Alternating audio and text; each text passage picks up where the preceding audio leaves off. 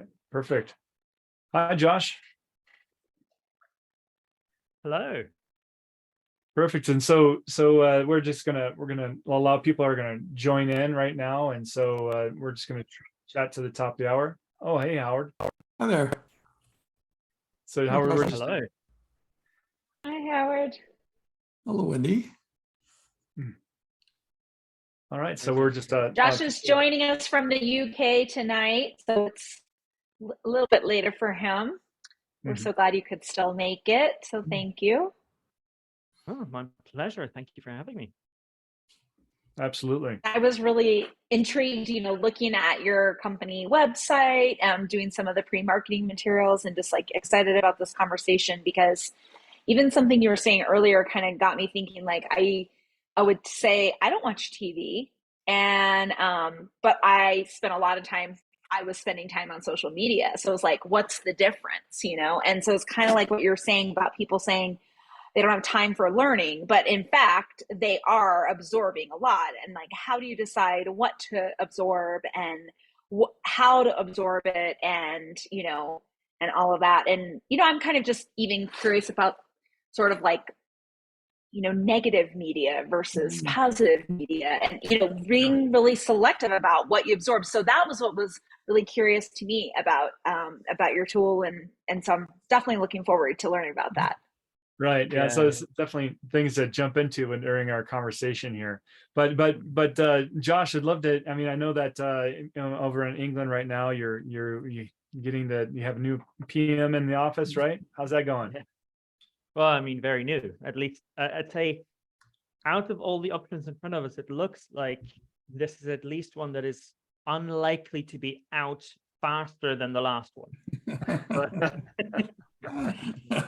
it's yeah, it's at least hopefully this one will make it to the next general election. The turmoil was crazy for the last few months. Yeah, exciting times for sure. Politics is crazy all over the world. Yeah, I like not like to, but it kind of seems as if the US has had its crazy period for a while, and then the UK was like, wait a second, hold my beer, we can do better. And then we had Johnson, and then we had Liz Truss and everything. It seems like the world is one-upping on craziness all over. Yeah. Yeah, so definitely interesting. But then, there's just so many things that are going on right now. So I think that's part of our conversation today, is just staying on top of it all, and as this news comes out, and as professionals and so forth. So looking forward to talking about that. Yeah, a lot of the craziness is actually, in my opinion, is a direct result of what you were talking about, Wendy, which is that we are overloaded with information. And as a society, this is the first time ever that we have so much of it. And we used to be in an information poor society where getting information was one of the goals. Knowledge was arbitrage. The more you knew, the more you could leverage. Now it is about the opposite. We're getting overloaded with it. And so we are not yet adjusted to figure out, when I've got too much of it, how do I actively try and figure out what's the truth? What is right? What is not? How do I prioritize this? And there's a spectrum, obviously, people that are better at it and worse. But as a society, we just are poor at it. And it leads to so many bad consequences where you no longer know who to trust, what is real, what is not. It's hard. All of our structures are built on the idea that the individual can make up their mind and somehow have a rational decision based on it. But if that breaks down, all of the systems no longer work. And that's kind of part of where we are. Interesting. Yeah, it's hard to filter all the stuff that we get bombarded with. Exactly. I would pride myself in having a decent, what I call information diet, but even I've gone through periods. I mean, we've all gone through COVID, and like, wait, what was real, what was not? There were these conspiracy theories. At some point, they seemed, maybe the weird thing that you actively discounted 2 weeks ago now seems like actually potentially real, and then it was not again, and then it was mass and no mass, and like what to trust. it was hard. Right. Well, we're just about to get started here. Hello, Sumit and Shar. Hi. Welcome. Hello. Good morning. Morning. Joshua. Nice to meet you. Nice to meet you. All right. So we are at the top of the hour. So we're going to go ahead and get things kicked off. So just one moment as I get everything all set up here and begin the broadcast.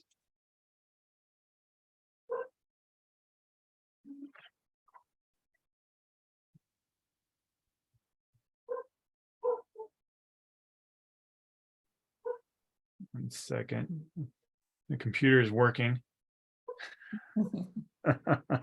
All right. All right. Welcome, everybody, to the People Strategy Forum. We're here with Josh Wohle today. He's going to be talking about how can founders learn faster, remember more, and get things done. And so as we get ready to introduce Josh in just a moment, I just want to tell you a little bit about the People Strategy Forum and what we're trying to accomplish here.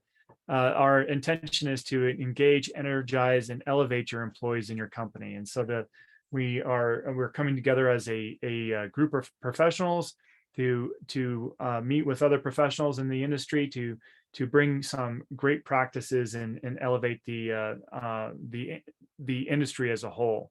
And so there's a lot of you that are joining directly on the Zoom platform here, and so welcome.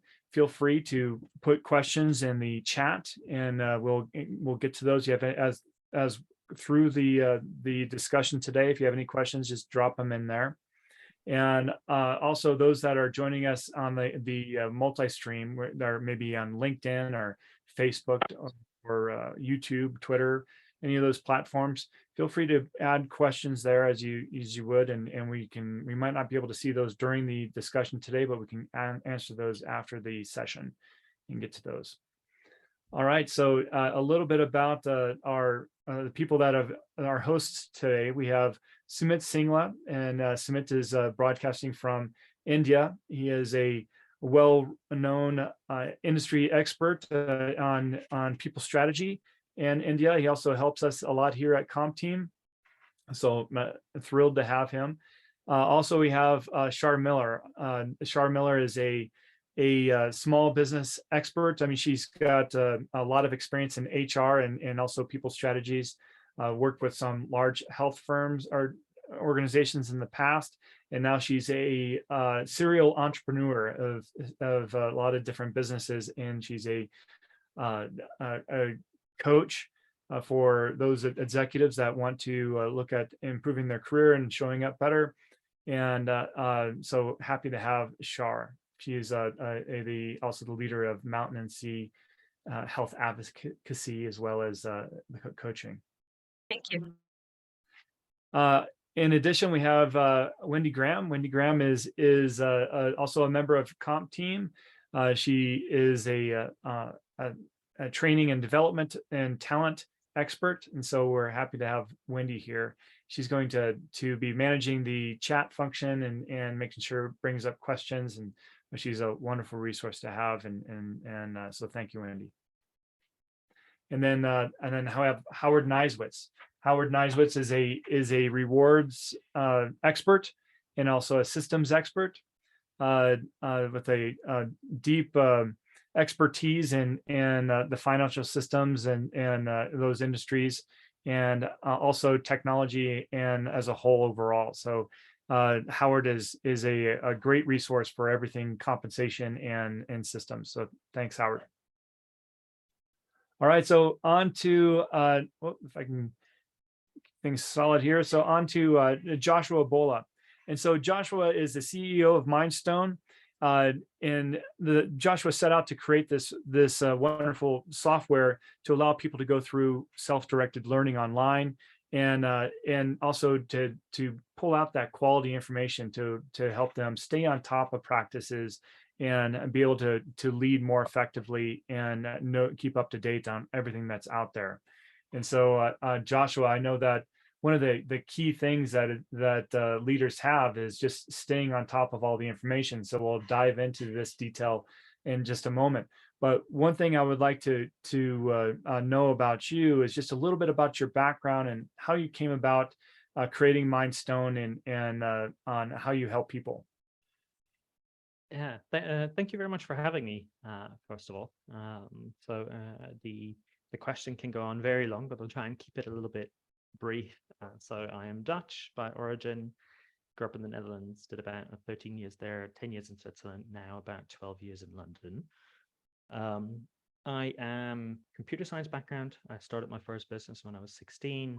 I built websites for my friends of my parents and then friends of their friends. And before you knew it, we were about 30 high school students building websites for private banks across Geneva, which was an interesting time. I then went on so after computer science, I started a company called Super Awesome. That became the biggest kids technology company in the world. It was acquired by Epic Games in the summer of 2020, the creators of Fortnite. And I have always actually, since when we started Super Awesome, I had already told my co-founders that one day I would spend my time in learning and education. I have a big passion for learning itself, having kind of been exposed to every learning experience you can imagine, from entirely self-directed to fully guided, from entirely in person to entirely remote, and everything in the middle, including high intensity exec coaching or workshops or things like that. And I always thought that there was that the internet as a resource for learning was massively underexploited. That anything you would want to learn online today, you can, if you know where to go, if you are at ease with technology, and if you are motivated enough to continue trying when things are hard. Because lots of people will tell you, oh, we'll make learning easier. I'm not one of those. I'm not saying that learning is easy. Actually, there's clear scientific evidence that when learning is easy, you're not learning. But what I did think is that if you could remove some of those barriers and really unlock the power of the internet to help people help themselves, help people learn from everything that's available, that would be a massive opportunity. So I set out to do that when we sold the company to Epic Games. Basically, I was trying to figure out, so where do I spend the next 20 years of my life? I'm definitely not old enough to retire yet. So I thought this was worth my time for the next 20 years or so, and hopefully make a difference. Thanks, Josh. So I'd like to focus on two main areas in our discussion here. I mean, one, how can leaders stay on top of all this information that's out there? And then two, how can they help their teams consume the right information and stay on and develop their careers and so forth, and have some development, just to be able to aspire. But right now, when we're looking at all the information that's out there, I mean, there's tons of different ways to learn. There's the traditional setting that that we've seen in schools. Now there's the online bit and so forth. And plus, there's a lot of freelancers, gig workers that are experts in the field that we can also harness to get their expertise. And so, what has been the history of learning, executive learning, and then how has that worked for us? How has it not worked for us? And what is in the future? So there's lots of different parts to that question. So I'll try and answer as best I can, at least based on what I see. Right? But fundamentally, as a society, we have gone from a world where access to information was scarce, and the access to information was a differentiator, to a society where access to information is universal and instant.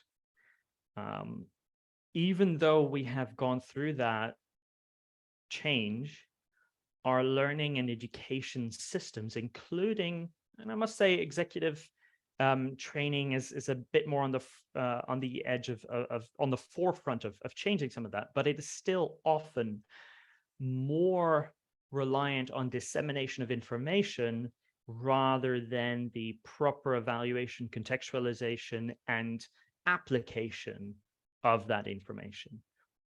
And that is where I think the majority of the effort should go. When the half-life of skills is getting reduced every single year, you can easily reason through that the shorter the lifetime of the value of a skill, the more your ability to learn is the differentiator. Because by the time you have learned something, if you're not learning it fast enough, it is outdated by the time you start applying it. And so that ability to learn, just like 40, 50, 60 years ago, the ability to properly read and write was still a thing that we were working on as a society. I think nowadays it's that ability to learn that is the key to stay on top and to develop our leaders over time as well. And I think that we are vastly underinvesting in our time and resources in helping people become better learners. So that is fascinating when we just think about the past, right? Because you're right. Just 100 to 200 years ago, I mean, there's a large amount of the world that didn't even know how to read, and then having access to resources such as libraries and so forth was privileged information. And now we're in a situation where we're just flooded with data and things from all over the world through the, thankful to the internet and so forth. And we have, and still there's some privilege, I would have to say, that around data in some societies and so forth. But the one thing that all this data has brought us is just there's some of it's good, some of it's not good. And some of it is it can be polarized, it can be extreme. So how does a leader look at the information out there, being able to filter it down to something that's going to be purposeful for them, and know that they can trust the information and go forward? So there is less of a clear answer to that question, because I would say that today that's one of the biggest problems that we have. So again, because we've gone from this information poor to an information abundant society, even the people that are good at triaging the information they pay attention to, you would still find very strongly diverging opinions right now on how those systems, what the right system is. Now, there's a spectrum. There's much more information on the internet than there is on TV. There is some filtering that happens on TV. You have some advantages of that. You have the disadvantage of not seeing the full spectrum. The biggest change is an active attitude to what I call your information diet.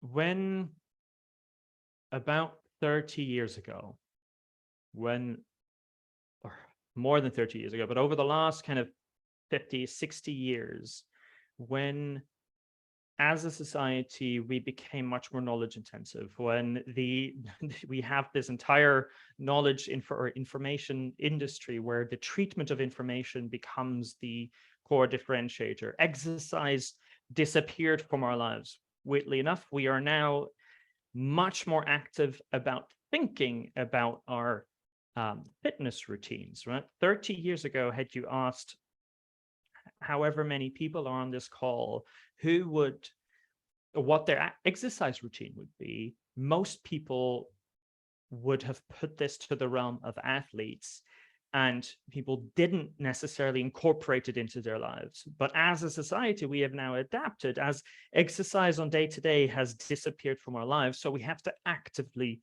think about it. And the same thing is true for information, which is that we used to have to look for it. The idea of triaging it and actually looking at this information diet wasn't a thing, but an active attitude today to filtering your sources, to figuring out where are you getting value from, evaluating the sources from which you get information, so you either dial it down or dial it up. That active attitude is probably the best advice that I I could give. And then everyone will end up with their own decisions on which ones they think they should dial up or down, but don't let it passively affect you. Don't just sit there and take whatever comes at you. That's the best I would say. Isn't there a danger though in when you start filtering it and you use your own internal biases to get information that just clicks with you versus just getting general information and knowledge? Absolutely. And so what I'm not advocating for is just following the people or dialing up what you agree with and dialing down what you don't agree with. What that is part of the reason of how we got to where we are today, which is more and more polarizing, because that's indeed what people have been doing. And social media is a very big part of this, because whatever creates the biggest spat online is the thing that gets amplified the most, and it creates more camps and all of it.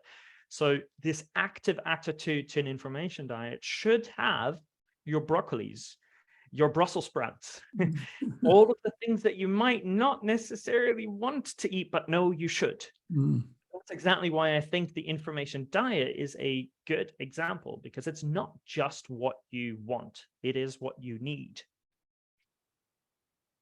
Yeah, I like the way that you classify this as information diet and comparing that, because it's important. We need to have a diverse diet of course of food to be healthy. The same on a mental side. If we need to be thinking about not eating all the sugar all the time, or the things that we need to think about things that are going to give us the best perspective that we can use going forward.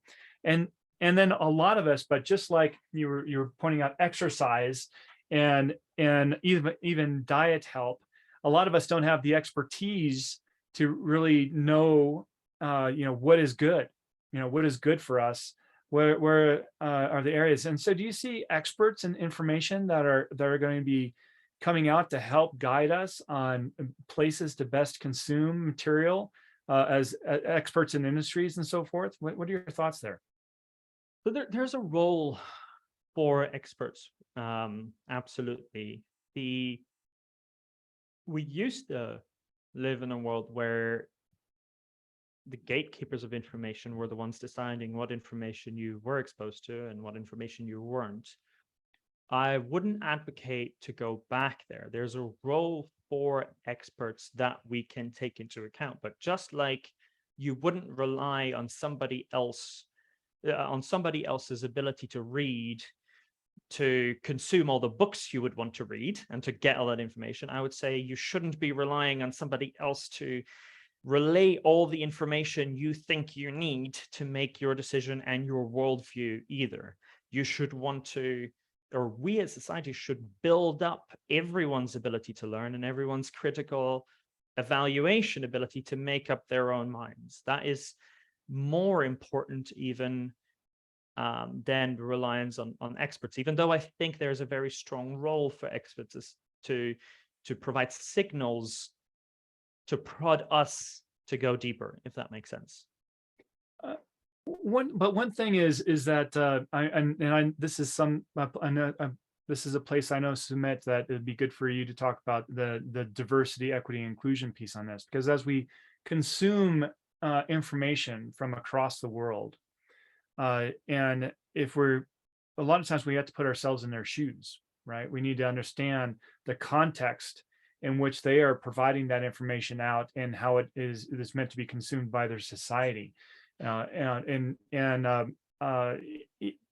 a lot of this, I mean, take the extremes, just the Ukraine war situation where, of course, Russia is putting out material in their own culture about advocating for the war and so forth. And then on the US and I'm sure many other places around the world, we use specific language that shows maybe our bias and our viewpoint on those pieces that are for the consumption of people here. But Sumit, what is your thought on just on consuming information from a global perspective, and then making sure that we're thinking about the different diverse cultures that are involved? I think that's a very interesting question, Sam. And I'll talk to the point about stepping into people's shoes first. So the inclusion theory now, or the practice says, don't try stepping into people's shoes because you've got no idea whether they're wearing size 11s or high heels or Crocs. And so it's a better idea to ask them, how do you feel in your shoes, and what can I do to make you feel better? And much more relevant in a global perspective, because we tend to make assumptions that based on the culture that I'm in, based on the context that I'm in, these solutions or whatever we're talking about would apply to the other person as well. And information, of course, can be modified to suit the context. Like, one of the things that, since you brought up Russia, apparently one of the things they're doing is they're using Peppa Pig to spread their version of propaganda. So they've modified Peppa Pig to get the messaging across, because I mean, you've got a child at home, that's not something you can tune out of. You can stop watching the news, you can stop watching a lot of other things, but, and I say this as the parent of a near 5-year-old, Peppa Pig is non-negotiable. So whatever's, I mean, there's also a positive lesson to be learned from this, that if you're giving your audience messaging that is difficult to escape from, so something that you know will be consumed, you can make it really, really powerful and strong, especially in the inclusion and diversity context. But it's a fine line, in my opinion, and what we've seen in the last day or two with Adidas and the entire controversy that's blown up, it just goes to show how whoever is your advocate or sponsor, or whoever you are sponsoring, if they make a misstep, it can just dilute your own brand value irreparably. And I think that piece is global. So irrespective of where one is, those are just some universal points out there. So, and Josh, can you tell us a bit about how your tool can help with these issues that we're seeing with information and so forth? Yeah, so first off, I do want to comment a little bit on the inclusion bit. I don't think it helps saying that obviously there's cultural context to anything that is out there, but there is also such a thing as what is true and what is not. And it is true that there are some things that happen and some things that don't happen. And if you say that the thing that happened didn't happen, there is also an objective truth to some aspects, and there are areas where there's much more subjectivity when the truth is in the beholder, if it is depending on how it impacts you. Obviously there's a whole lot there, but I don't think it helps to deny that there are facts in some cases. It comes back to helping people evaluate the sources in front of them. It is a sad situation that indeed people are tuning out of the news, hoping to take refuge in Peppa Pig, and still finding themselves exposed to what they're trying to dial out of. And so I don't think the solution is to put your head in the sand and hope that nothing's going to reach you. Just like stopping to eat is not going to be a healthy diet either, right? So where we're hoping our tool is going to help people is to highlight what they're consuming, how they're consuming it, what other viewpoints might be, helping them control how much they consume. One of this problem of information overload. I don't know about you, but probably many of us on this call would have 50 tabs open in our browser, or a bunch of bookmarks that, with the idea that I'll read them one day. You never read them. And it's okay that you're never going to read them. because not all of this information is meant to be engaged with. Now, what we do want to help you with is that when you have that 30 minutes to consume the next piece of information, we want to help you not just consume the thing that's right in front of you, but to actually look back over what you had put aside and to figure out how you'd spend those 30 minutes the most effectively. Just like in our professional lives, when you try and optimize for what is your priority in work, you might spend the night before to plan your day ahead, or some people do this in the morning, because you try to not make it a consequence of the day that just happens to you. You try and actively plan what you get done. And where we can help you is to actively engage with the information that you think is the most important to get to, not just the thing that's the easiest to access. That's where we hope to make a difference around the consumption of an information diet. So let's just walk into that. I want to know how. Yeah. So, I mean, we are only at the start of this journey, right? We have only been going for about 2.5 years, still a small company, but there are a bunch of different things that we can look at. So obviously there's the source from which information comes. The idea that we control, or we help you keep your, what we call your information inbox under control, so that you don't end up with 500 pieces of content in there that I don't know if anyone here used to be or is a Pocket user, for example, where I was for years, and you put a lot of stuff in there, and at some point it hits this critical mass where I no longer want to go there, because when I go there I get this dreaded feeling of, shit, I have 300 articles in there, it's going to take me a week to read them. And so I actively have a bad feeling wanting to go in there, which is just because I was stupid enough to put everything in there in the first place, the bad habit that got me there. And so we want to help you control that habit. If you have put something in there that was newsworthy, but time relative, and it's in there for 3 weeks, we'll just quietly put it in your archive. We will remove it from your inbox. You don't have to look at that. It doesn't matter if you're already 3 weeks past and it was a time sensitive issue. So you don't have to have that in there anymore. And we help you stay in a positive mindset about your engagement with that information, so that when you have the time, we'll help you really optimize for that. Does that make sense? It does. It does. Thank you.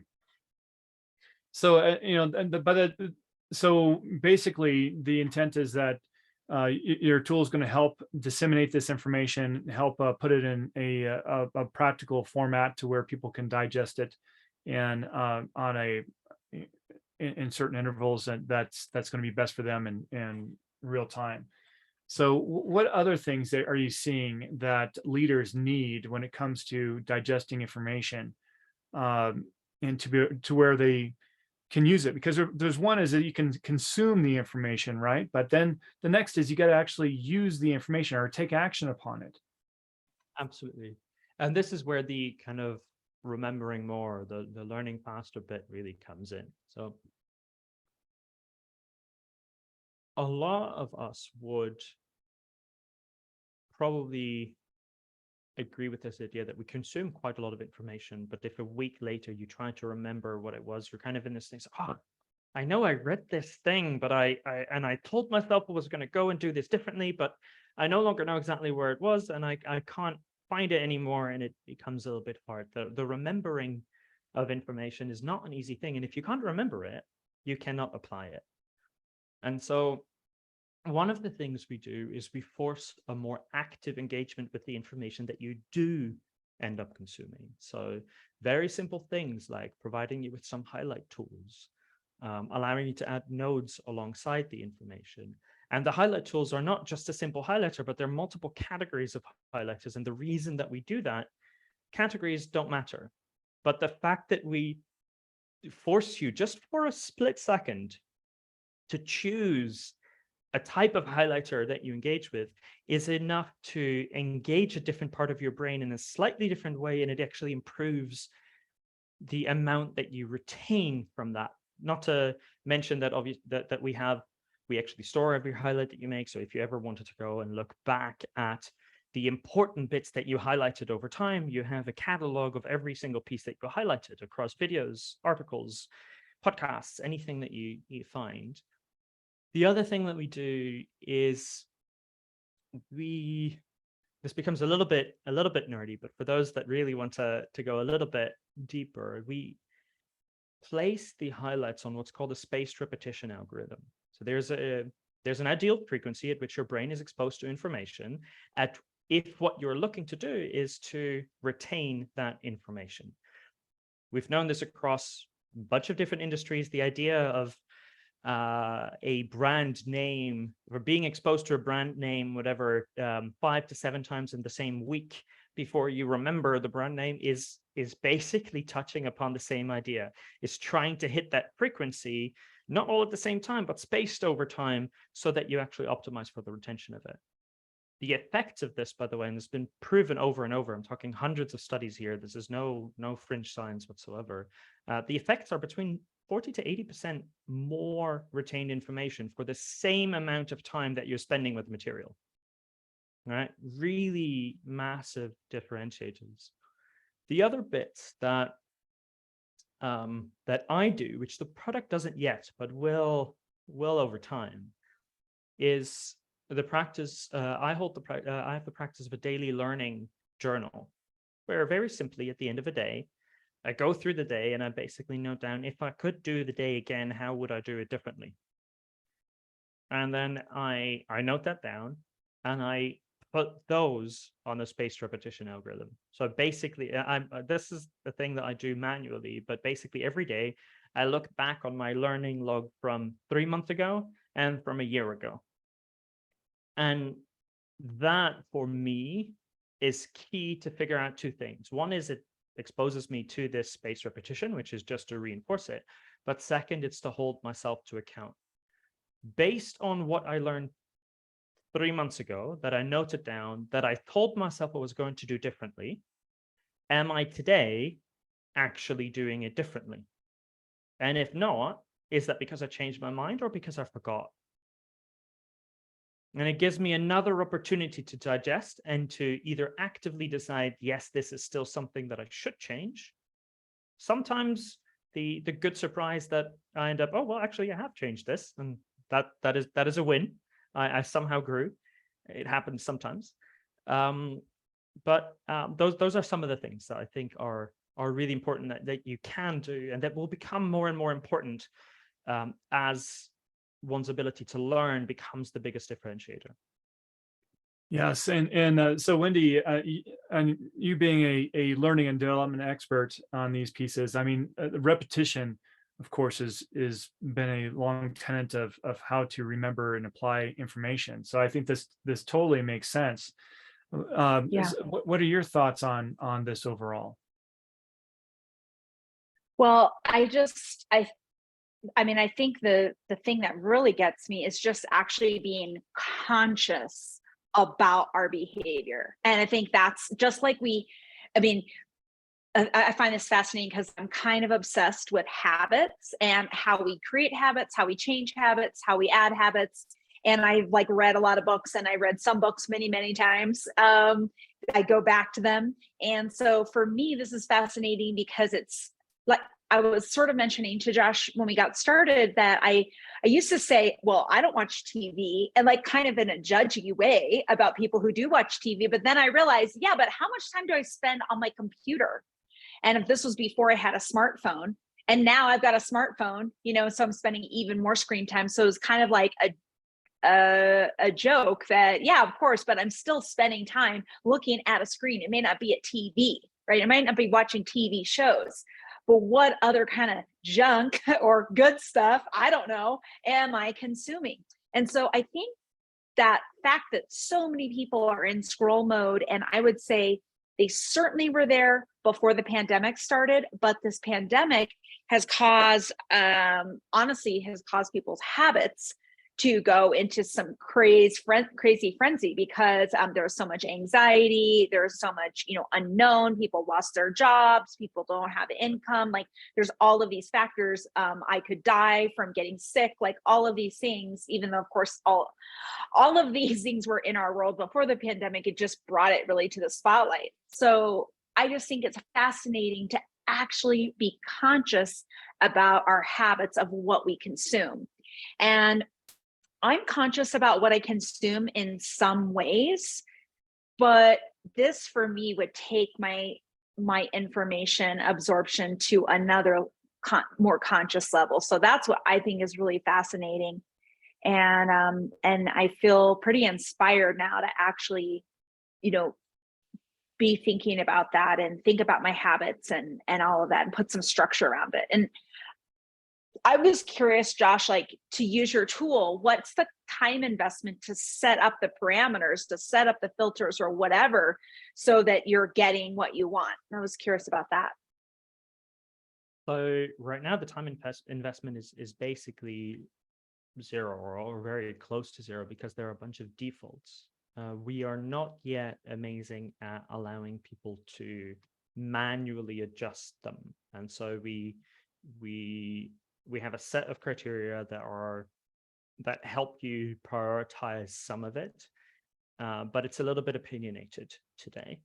And so there will be more over time where people will be able to adjust those as time goes on.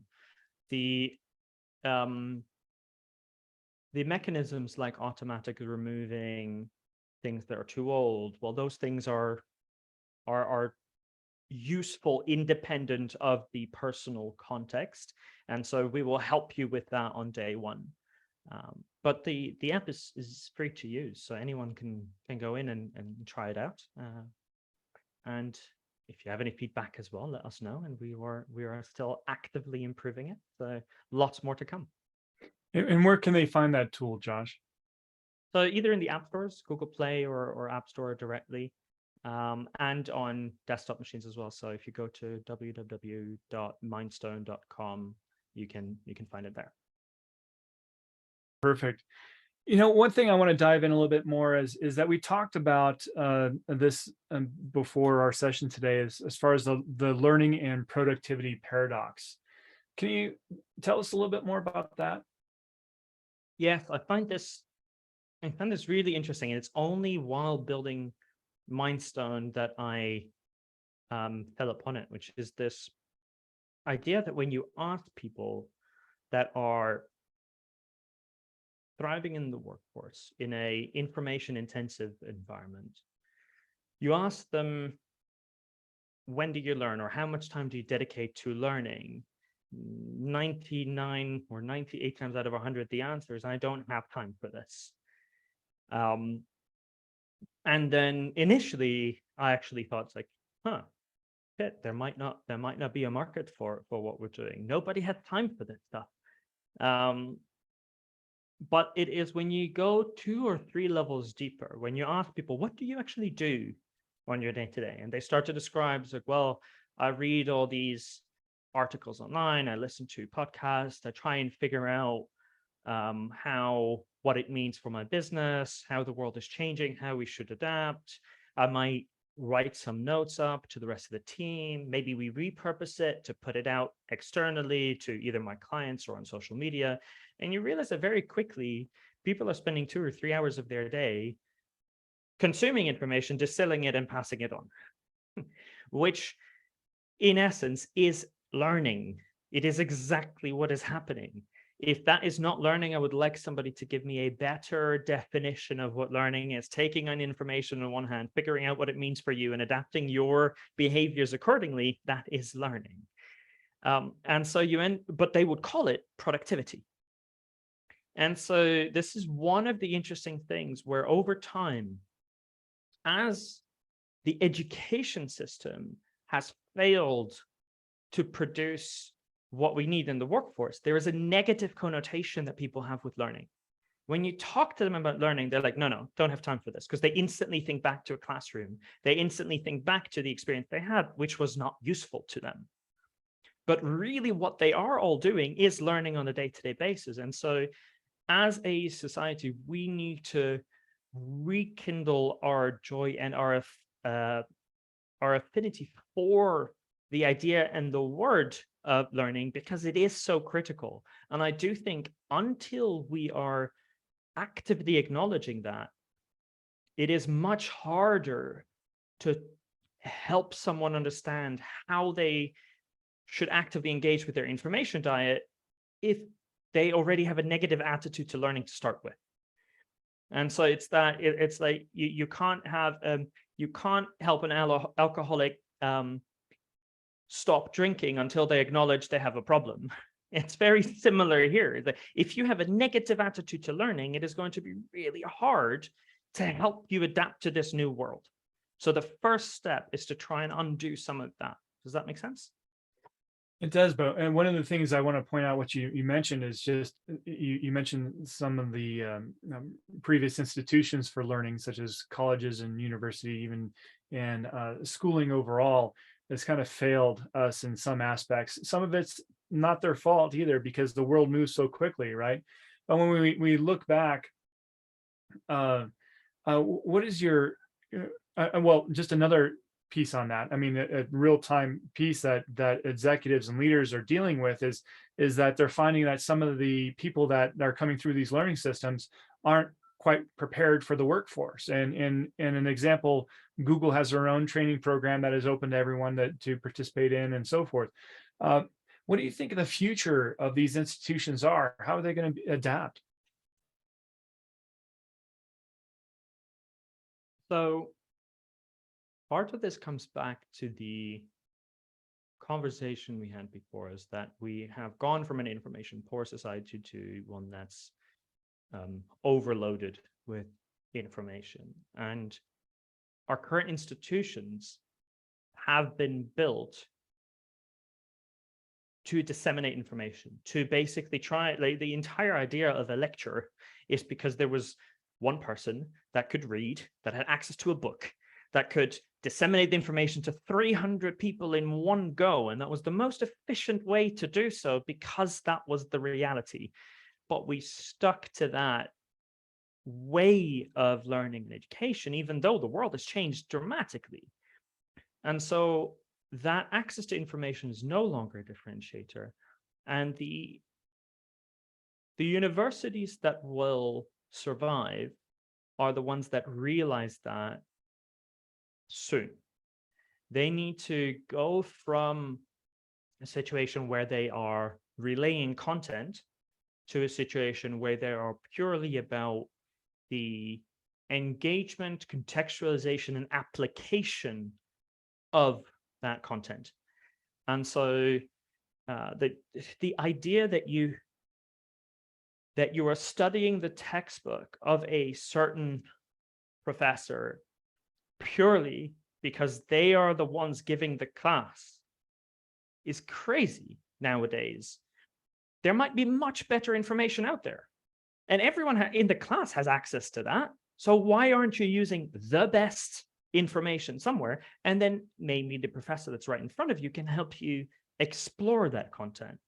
The classmates around you can help you explore that content, contextualize it, figure out how it applies to you, what you can learn from it. And so I'm a big proponent for in-person learning, even though we are entirely digital. I think there's a really strong place for it, but the way that it has been used nowadays, most of the time, is entirely wrong, in my opinion. I think everyone that's gone through high-performance learning, and it's never been the type of environment where you sat listening to somebody else. I can do that on YouTube nowadays, and you can get the best speeches in the world instantly.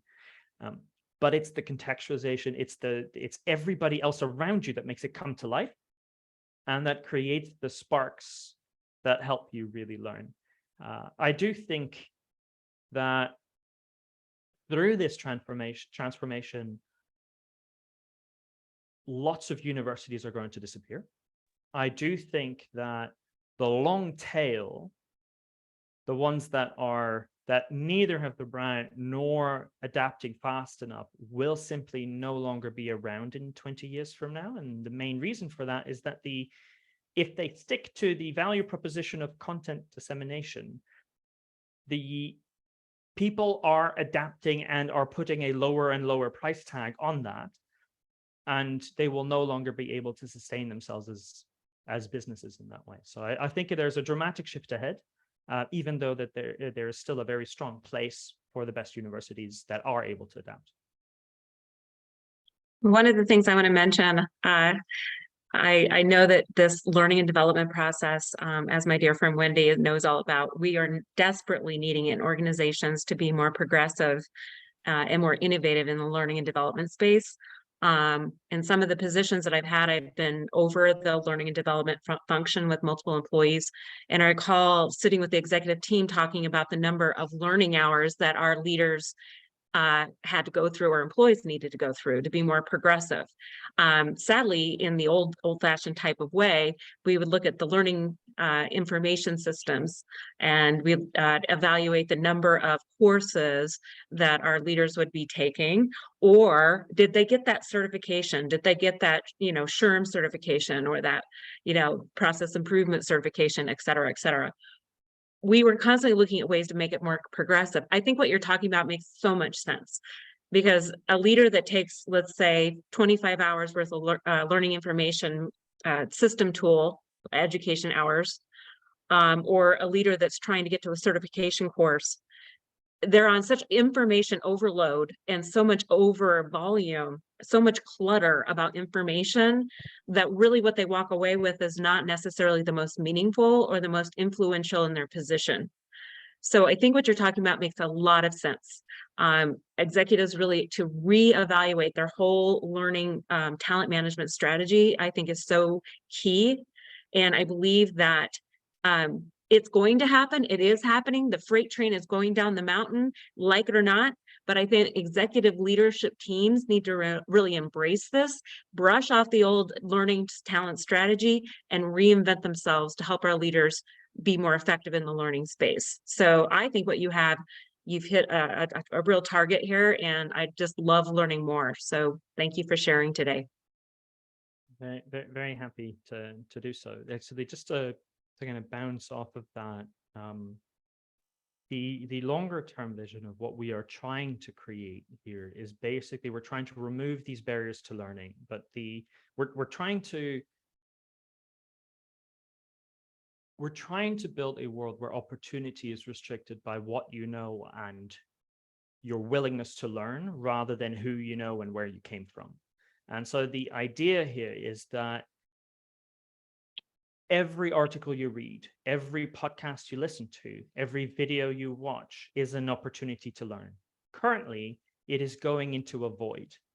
But what if one day, and this is the thing that we'll be working on, what if there was a trace? What if you could create some kind of digital CV that looked at everything you engaged with, quantified the skills that you are taking from that, independent of where you get them, whether you choose to go through an in-person course or you choose to do this at 6 a.m. from a podcast as you go on your run, and you're able to extract from it. They are all learning experiences. It's just that today we live in a society where one stream of this is getting captured, and it might take the form of a certificate or a degree or something, and another form is going entirely unnoticed or uncaptured.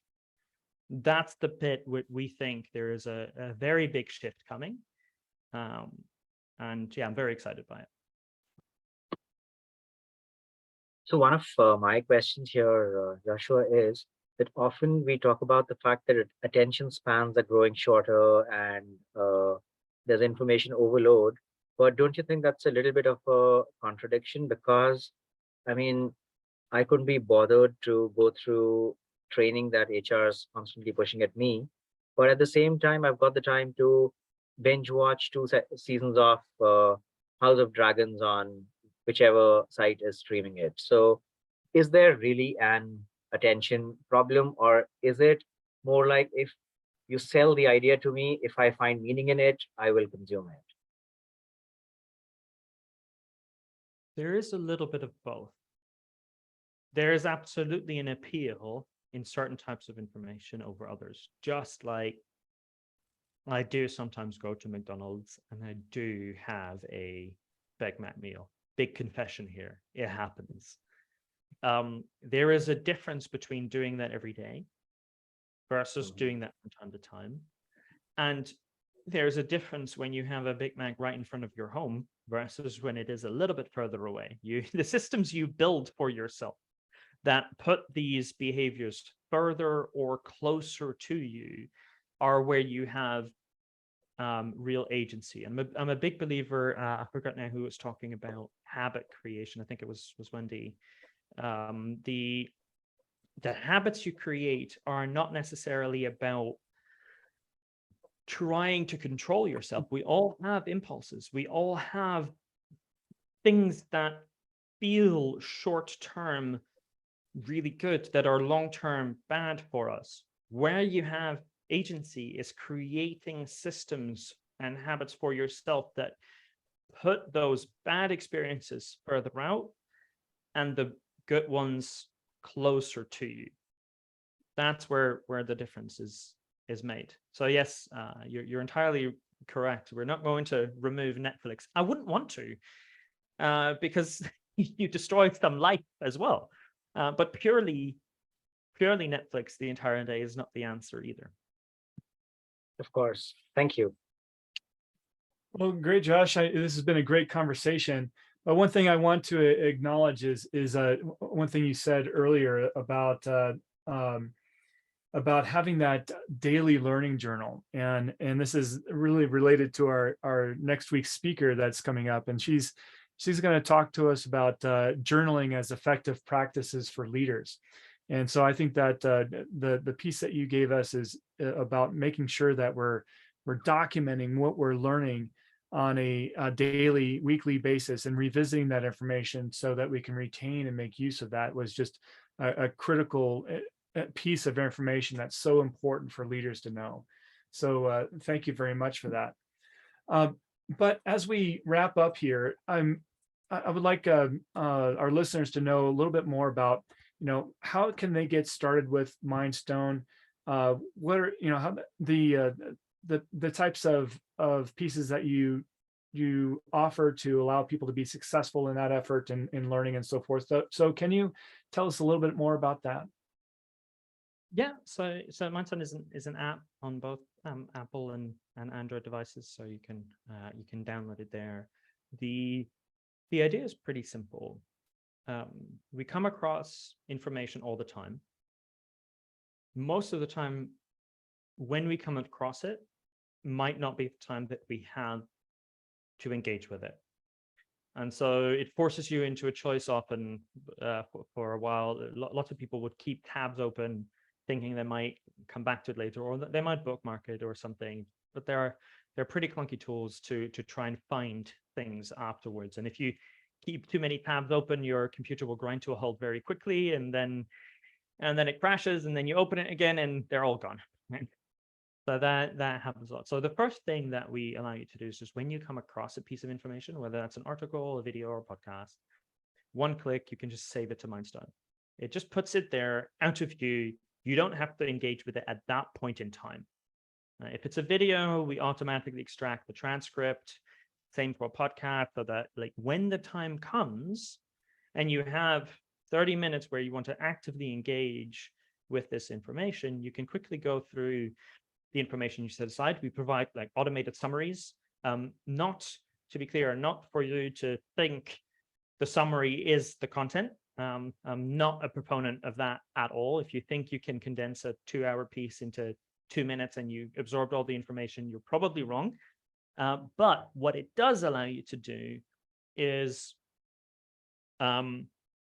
make an additional judgment call on if the information is actually something you want to actively engage with. So rather than spending 2 hours digging into something, you can spend 30 seconds to double check, wait, is this thing of which I only read the title actually going to be relevant to me, yes or no? And if it's not, well, we just saved you 2 hours by quickly archiving it and going to the next thing instead. So on the apps and on the web, you can then dive into these articles. The articles, podcasts, or videos, and then you can engage with it at a deeper level. So you can highlight the important pieces. You can add notes to them. You can comment on them, share them with others if there are particular pieces that you think are sparking ideas that might be relevant for your respective fields and how they might affect what you do day to day, or it might be relevant to a colleague that you quickly want to ping. Think about like Google Doc type comments, but on any type of information that you find online. All right, so it really allows you to kind of have that conversation and go a level deeper. Yeah, and then it catalogs it all, so it makes it very easy to find it later. So if you wanted to look at all the all the latest numbers from articles in the learning and development space, well, you can literally look at the highlighter type numbers for articles that were tagged learning and development. Boom, it pings up all your highlights from those categories, and just allows you to bring them back up. So it also serves kind of as a second brain in that way. Well, perfect. Thank you so much, Joshua, for sharing your information today. I think this is a tool which I'm going to sign up for right away and take a look at. So everyone, it looks like we're all good with questions. If anybody has any additional questions, please reach out, and you can either drop them in the online forums that we have, or on your platform of choice, or you can reach out to me directly, or contact Joshua through his website. But once again, Josh Wohle from CEO of Mindstone. Thank you so much for joining us today, and this was really enlightening, and I really enjoyed the conversation. So thank you so much, Josh. Thank you very much for having it. I really enjoyed the conversation as well. If anyone has any more questions or wants to kind of go deeper, by the way, you can also find me on Twitter and Joshua Wohle. So feel free. Perfect. All right. Cheers. Everybody take care, and we'll see you next week on the People Strategy Forum. Thank you very much. Bye. Bye, everyone. Thank you. Bye.